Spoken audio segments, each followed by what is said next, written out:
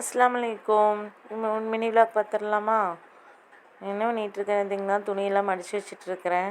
நேற்று துணி இன்றைக்கி தான் காஞ்சிருச்சு. வெளியே போட்டிருந்தா அன்னன்னைக்கு துணி அன்னன்னைக்கு மடிக்கலாம். வீட்டுக்குள்ளேயே போடுறங்காட்டி இன்றைக்கி போட்டால் நாளைக்கு தான் காஞ்சு கிடைக்கும். அப்போ தான் மடித்து வைக்க முடியும். எனக்கு அன்னன்னைக்கு வேலையை அன்னன்னைக்கு முடித்தா தான் கம்ஃபர்டபுளாக நான் ஃபீல் பண்ணுவேன். அந்த ஒரு வழியாக துணியெல்லாம் மடித்து முடிச்சாச்சு. இந்த துணி துவைக்க மிஷினில் போட்டிருக்கேன். துவைச்சி முடிஞ்சிருச்சு. நீ எடுத்து அதை காய போடணும். அதை எடுத்து சேர் மேலே போட்டுட்டு பாப்பாவங்க வந்துடுவாங்களா, பாப்பாவங்களுக்கு ஏதாவது ஸ்நாக்ஸ் கொடுக்கணும். பாப்பாவங்க ஸ்கூல் விட்டு நேராக அம்மா வீட்டுக்கு போய் அம்மா வீட்டில் போய் சாப்பிட்டுட்டு அப்புறமா ஒரு 5:30ங்கும் போது தான் வீட்டுக்கு வருவாங்க.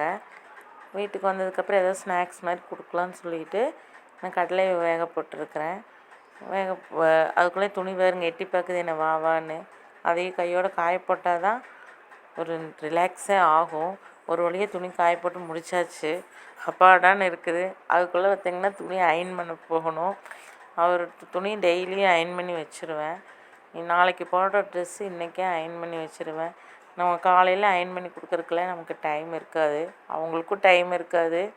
அவங்களும் பாவம் ஈவினிங் வந்து நைட்டு அவர் வர்றதுக்கு 9 மணி ஆயிரும்.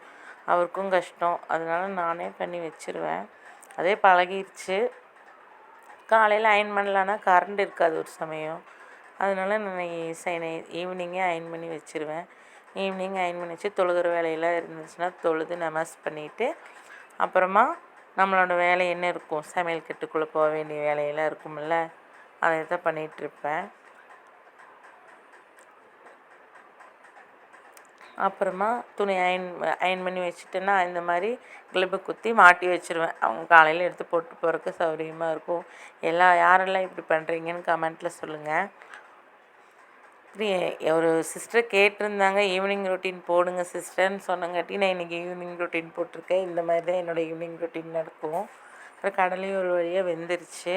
அது கூட என்னென்னலாம் நான் மிக்ஸ் பண்ண போகிறேன்னா, பெரிய வெங்காயம் ஒரு பாதி எடுத்துருக்கிறேன். அதை போட்டு மிக்ஸ் பண்ணிவிட்டு அப்புறமா மல்லி இலை அது கொஞ்சமாக போட்டுட்டு அப்புறம் உப்பு, குருமிளகு பொடி அதையும் போட்டு கேரட்டும் போட்டால் நல்லாயிருக்கும். என்கிட்ட கேரட் இல்லை, இருந்தால் நீங்கள் போட்டுக்கோங்க.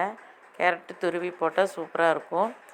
அப்புறம் கொஞ்சம் பட்டர் அதையும் போட்டு நல்லா மிக்ஸ் பண்ணிவிட்டு வச்சுட்டேன். பாப்பாவங்க வந்தால் கொடுத்துடலாம். இவ்வளோதாங்க என்னோடய ஈவினிங் ரொட்டீன். இப்படி தான் இருக்கும்.